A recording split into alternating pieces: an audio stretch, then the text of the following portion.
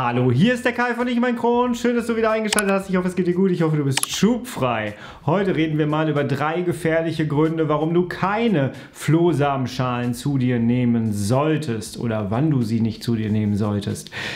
Ich habe bereits ein sehr ausführliches Video auf diesem Kanal veröffentlicht über Flohsamenschalen. Was sind sie? Was machen sie eigentlich? Wann sollte man sie nehmen? Das schau dir gerne mal an. Das verlinke ich dir da oben im i. Kannst du dir unbedingt mal geben. Das ist sehr ausführlich und da erzähle ich dir auch, welche Flohsamenschalen ich zu mir nehme. Die findest du übrigens auch unter diesem Video hier verlinkt. In der Regel ist es halt so, dass Flohsamenschalen nicht wirklich gefährlich sind. Sie sind weich. Sie haben eine sehr weiche Konsistenz, aber ganz wichtig ist natürlich, dass du immer ordentlich Wasser nachkippst in den Körper, also dass du viel trinkst und dann können die erst sich richtig entfalten. Aber Flohsamenschalen sind halt Ballaststoffe, die keinerlei Energie geben. Das heißt, du fühlst dich danach schon recht satt, aber du bekommst keine Energie. Das heißt, du solltest auf jeden Fall weiterhin essen. Und das fällt manchen Leuten tatsächlich auch schwer.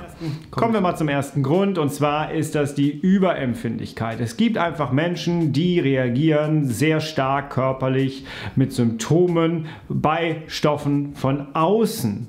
Zum Beispiel Heuschnupfen, kennst du, ist das gängigste Beispiel. Ich bin leider auch so ein Betroffener davon. Und wenn du jetzt Flohsamenschalen zu dir nimmst, dann kann es halt bei überempfindlichen Menschen dazu kommen, dass du einen Hautausschlag bekommst, dass du Schnupfen bekommst. Ich habe mal nachgeguckt, das ist sehr selten, aber es kommt halt vor. Wichtig ist, bei Ballaststoffen ist es sowieso immer wichtig, dass du erstmal sehr niedrig dosiert anfängst. Das kannst du auch mit deinem Arzt auf jeden Fall besprechen. Dass du erstmal sehr niedrig anfängst und dann steigerst du das Ganze und guckst einfach mal, wie geht es dir denn damit? Und dann kriegst du ja auch so eine Ahnung davon, wie dein Körper damit umgeht. Aber Überempfindlichkeit, das ist tatsächlich etwas, das Menschen tatsächlich betreffen kann. Flohsamenschalen haben so eine sandige Konsistenz. Das hat zur Folge, dass wenn du sie unaufgequollen zu dir nimmst, dann verteilen die sich in deinem ganzen Mundraum. Und du hast sie zwischen den Zähnen hängen, unter der Zunge hängen. Du hast den ganzen Tag was davon im Grunde genommen. Und deswegen lasse ich sie zum Beispiel immer 1, 2, 3 Minuten aufquillen und nehme dann die gequollenen Flohsamenschalen zu mir. Hat auch den Effekt, dass du nicht so viel Wasser trinken musst, weil sie halt schon aufgequollen sind und nicht erst in deinem Körper aufquillen müssen. Und da sind wir jetzt auch schon bei dem richtigen Punkt. Wir haben einen Schlauch im Körper, von oben bis unten. Und wenn du einen Wasserschlauch nimmst und drückst den so ein bisschen zu, dann kann da nicht mehr alles durchgehen. Und wenn du jetzt Verengungen in deiner Speiseröhre hast, in deinem Magen hast oder gar im Darm hast, dann kann das sehr gefährlich werden. Vor allem, weil das Volumen der Flohsamenschalen schon groß werden kann. Und damit schaffst du dir deine eigene Verengung und ja, deinen eigenen Darmverschluss, wenn du so möchtest. Und das möchtest du nicht haben. Und deswegen, wenn dir bekannt ist, dass du Verdickungen hast aufgrund von Entzündungen, irgendwo bei Morbus Crohn ist der gesamte Verdauungstrakt betroffen, dann ja, lass es abchecken vorher beim Arzt. Wie viel kannst du an Flohsamenschalen zu dir nehmen? Denn wenn du Verdickungen hast, dann weiß ein Arzt mit Sicherheit auch, wie durchlässig dein Darm oder der Schlauch von oben bis unten, dein Verdauungstrakt eigentlich ist. Also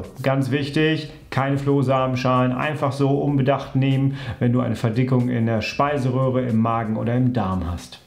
Das gleiche gilt natürlich auch für Menschen, die einen Darmverschluss schon hatten oder die dazu neigen, einen zu bekommen. Ganz wichtig, wenn ihr sowas schon hinter euch habt, dann bitte sprecht mit eurem Arzt darüber. Nicht einfach Flohsamenschalen reinkippen. Ganz, ganz wichtig. Ihr verursacht damit wirklich eine Verengung, die wollt ihr nicht haben. Und glaubt mir, ich bin jemand, der einen Darmriss hinter sich hat und das möchtest du nicht haben. Also bitte da nicht auf eigene Faust reinkippen. Wenn du dir unsicher bist, geh zum Arzt. Ganz wichtig.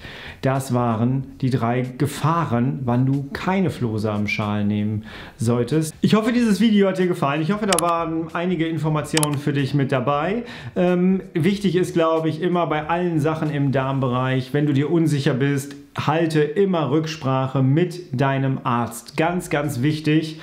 und dann kann in der Regel ja auch nicht wirklich was schief gehen. Dein Arzt kennt dich in der Regel am besten und weiß, was gut ist und was nicht gut ist, und du weißt es aber auch, und dementsprechend, wenn du das Gefühl hast, du bist unsicher, dann ist da in der Regel auch immer etwas dran. Jawohl. Wenn dir das Ganze hier gefallen hat, dann würde ich mich sehr freuen, wenn du mal unten drunter einen Kommentar da lassen würdest. Wie sind deine Erfahrungen mit Flohsamenschalen? Hast du schon mal einen Darmverschluss zum Beispiel gehabt? Lass alles mal hier unten drunter. Ich lese mir das durch und lass uns da so ein bisschen ins Gespräch kommen. Es würde mich sehr freuen. Ansonsten würde mich auch sehr freuen, wenn du meine Arbeit hier kostenlos unterstützt, indem du ein Abo da lässt und einen Daumen nach oben da lässt. Herzlichen Dank dafür. Wir sehen uns recht bald wieder. Bis dahin, bleibst und wirst du bitte herrlich schubfrei, denn so lebt es sich einfach am besten. Mach's gut, ich bin raus. Bis dahin. Tschüss.